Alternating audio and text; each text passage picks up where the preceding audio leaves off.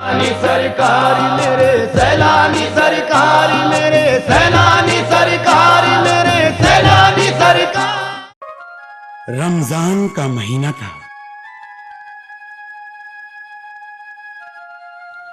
خیر اللہ شاہ میاں اپنے مرشد سیلانی شاہ میاں رحمت اللہ علیہ کے ساتھ مراقبے کی حالت میں آنکھیں بند کیے بیٹھے تھے۔ کیا منظر دیکھتے ہیں کہ سورج کی جانب سے ایک تخت آیا جس پر حضرت سیلانی شاہ تشریف رکھتے ہوئے ہیں اور وہ تخت قبلہ جانب روانہ ہو رہا ہے۔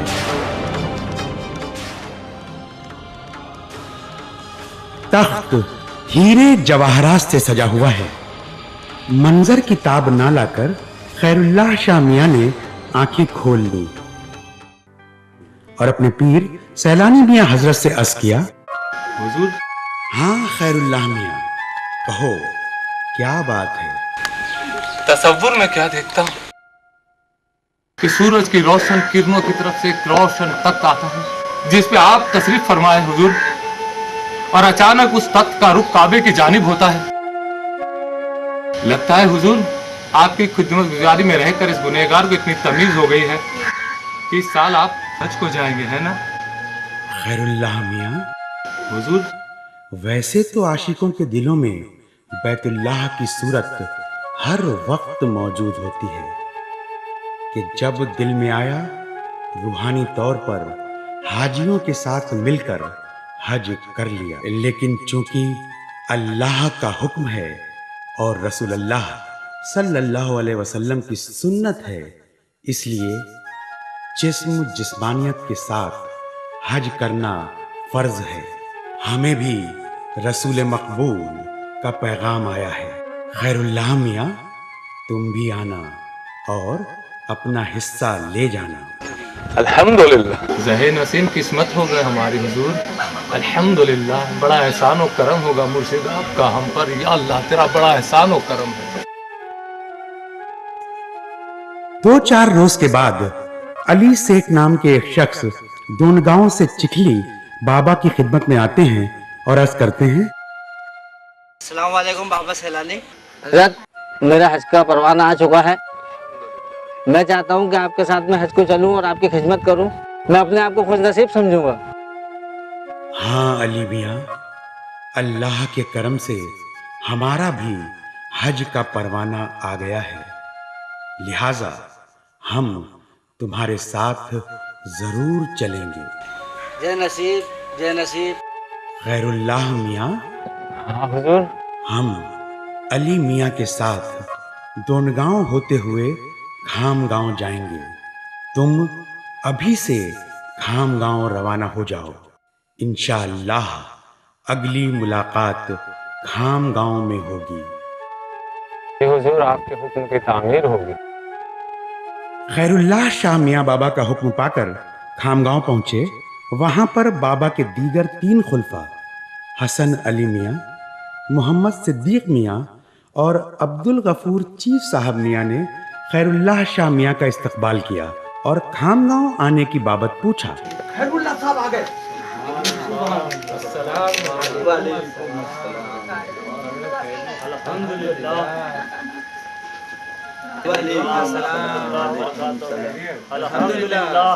خیر اللہ صاحب، آپ کا یہاں آنا کیسے ہوا؟ بابا کے حکم سے ہی آئے۔ بابا سیلانی 2 دن کے بعد علی سیٹھ کے ساتھ دونڈگاؤں سے ہوتے ہوئے آئیں گے، تبھی صحیح مقصد معلوم ہوگا آنے کا۔ خیر اللہ میاں، آپ سفر سے تھکے مانجے آئے ہیں، آئیے منہ ہاتھ دھوئیے، آرام کریے، ہمیں بھی بابا کا بہت بے صبری سے انتظار ہے، آئیے۔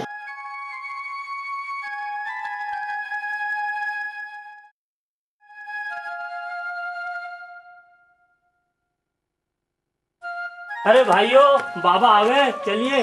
بابا آ گئے، چلیے۔ بابا آ گئے، بڑے نصیب والے ہیں، آج بابا کی دیدار ہو جائیں گے۔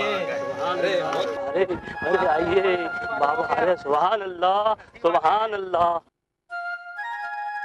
زین نصیب بابا، جو آپ کے ہمیں دیدار ہوئے ہیں، ہمیں خدمت کا موقع دیجیے۔ چلیے بابا، آپ گھر چلیے۔ ضرور موقع دیتے میاں، लेकिन वक्त की कमी का लिहाज है, इसलिए इसी चबूतरे पर बैठो और मेरी जरूरी ताकीदें सुन लो।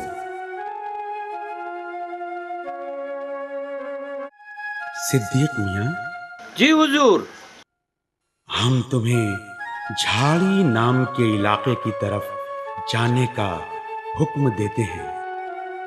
हमारे यहां से जाने के बाद फौरन झाड़ी रवाना हो जाना।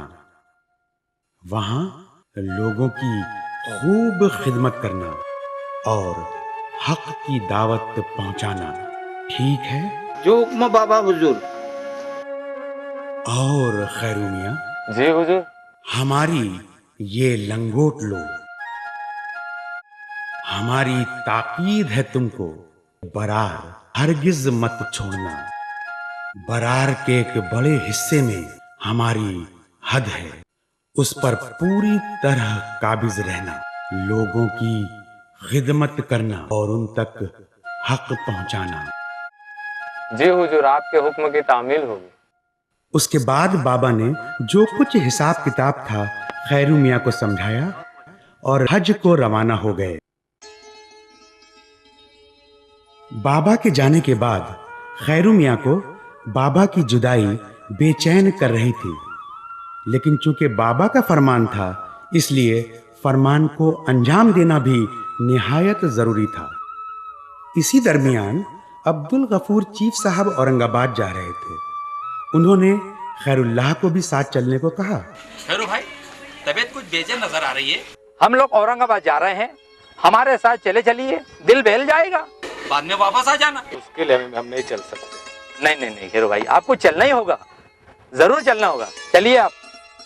पहले तो खैरू मियां ने इनकार किया, लेकिन फिर अब्दुल गफूर चीफ साहब की जिद के आगे मजबूर होकर औरंगाबाद रवाना हो गए।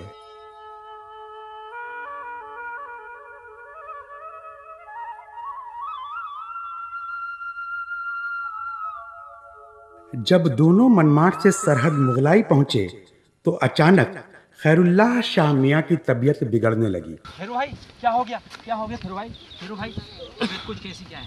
तबीयत ज्यादा हो गई क्या खैरू भाई?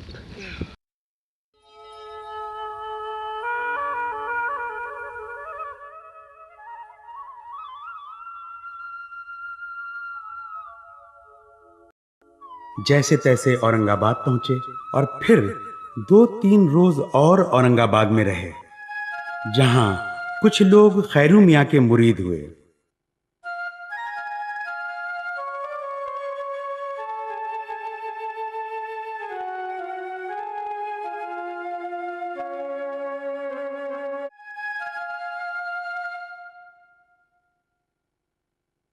जब खैरुल्लाह शाह मियां बरार छोड़कर औरंगाबाद गए, तब बाबा सैलानी सरकार ने खैरुल्लाह खानदान के 4 बुजुर्गों को बरार संभालने का हुक्म दिया।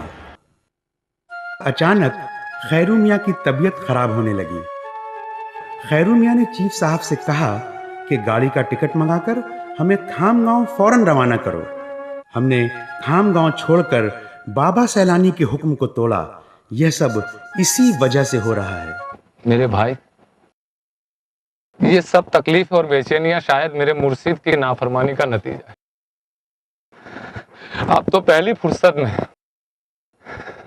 रेल की टिकट का इंतजाम करें और मुझे खामगांव रवाना करें। चीफ साहब ने कहा भी कि कुछ और लोग आपसे मिलना चाहते हैं, लेकिन खैरू मियां नहीं माने। ठीक है खैरुल्लाह भाई, आप जिद कर रहे हैं तो फिर मैं आपको टिकट लाके दे देता हूँ रेल का। क्या करूँ फिर? आपकी तबीयत की बेचैनी मुझे देखी नहीं जा रही है।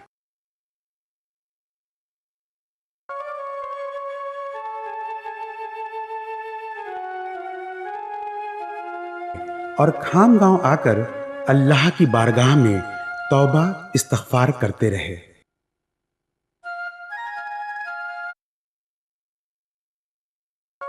कुछ अरसे बाद बाबा सैलानी हज से वापस आए। खैरू मियां ने शर्मिंदगी के साथ बाबा का सामना किया। तब बाबा ने फरमाया, खैरुल्लाह शाह मियां, हमने तुमसे कहा था کہ برار مت چھوڑنا، تم نے ہمارا کہنا نہیں مانا اور اورنگ آباد چلے گئے۔ یہ تو اچھا ہوا کہ تمہارے خاندان کے 4 بزرگ تمہارے بدلے انتظام سنبھال رہے تھے، ورنہ برار ہاتھ سے نکل جاتا۔